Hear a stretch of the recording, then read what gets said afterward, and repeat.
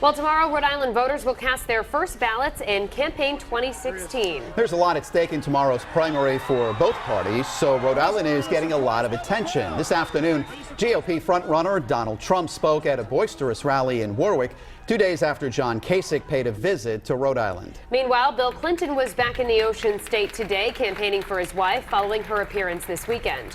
Eyewitness News reporter Steve Nielsen is standing by with more on Clinton's visit, and Madeline Wright has important information voters need to know tomorrow. First, let's go to Eyewitness News reporter Steph Machado live in Warwick, where the Trump rally wrapped up a short time ago. Trump talked jobs, trade, and immigration in his 45-minute speech, also doing some bashing of his two GOP opponents who announced last night they'll be teaming up to try and block his path to the nomination. Donald Trump played to his audience in Warwick.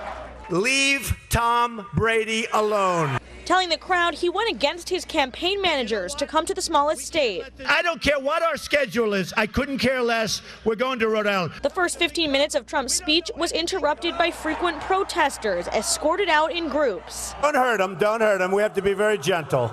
Then he got to politics, namely his opponents, Ted Cruz and John Kasich's plan to coordinate efforts in upcoming primaries to try and block Trump from clinching the nomination with the necessary 1,237 delegates. If you collude in business or if you collude in the stock market, they put you in jail.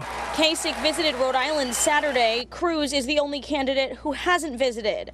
The policy side of Trump's speech focused on immigration and jobs, renegotiating trade deals, and bringing manufacturing back to the USA. They'll say, what'll it cost more? I say, yeah, but we'll also have thousands and thousands and thousands of more jobs. So that's good. Make sure you say that. The media never reports the second part of the equation. Trump volunteer Donna Peluso from Cranston says she's been working the phones to get Rhode Island's support for Trump. They express any concerns about Trump? They do. They do. They don't like how brassy he is, the way he comes across. But I says he's authentic. And we've learned that Trump has hired Ken McKay, the former Rhode Island Republican Party chairman, for his campaign. Coming up new at 6, we talk with some undecided voters who were here today, including one Democratic state lawmaker. Live in Warwick with the Mobile Newsroom, Steph Machado, Eyewitness News. We begin with campaign 2016. We're just 1 day away from Rhode Island's presidential primary. And it's been a busy 3 days here for all but one of the candidates. John Kasich, Hillary Clinton, Bernie Sanders, and Donald Trump all stumping in the Ocean State.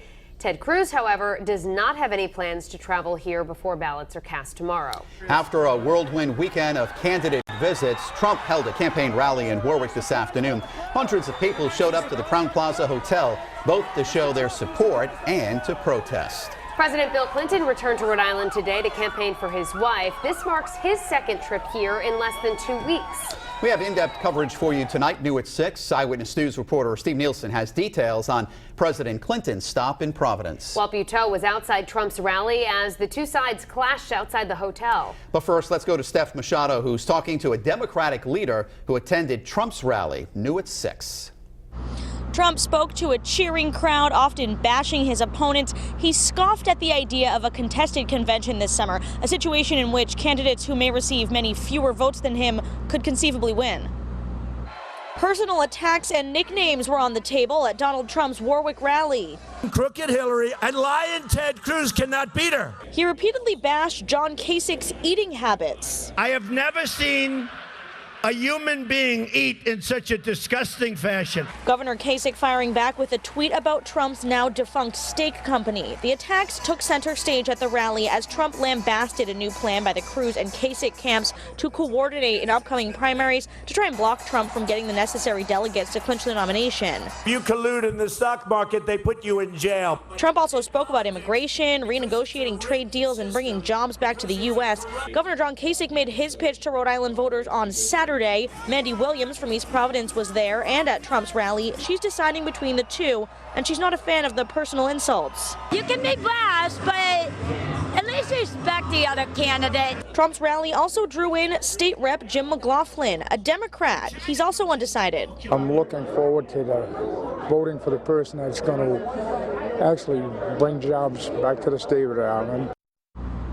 And we've learned Trump has hired former Rhode Island Republican Party Chairman Ken McKay for his campaign. Ted Cruz now the only candidate who hasn't visited Rhode Island. Live in Warwick with the Mobile Newsroom, Steph Machado, Eyewitness News.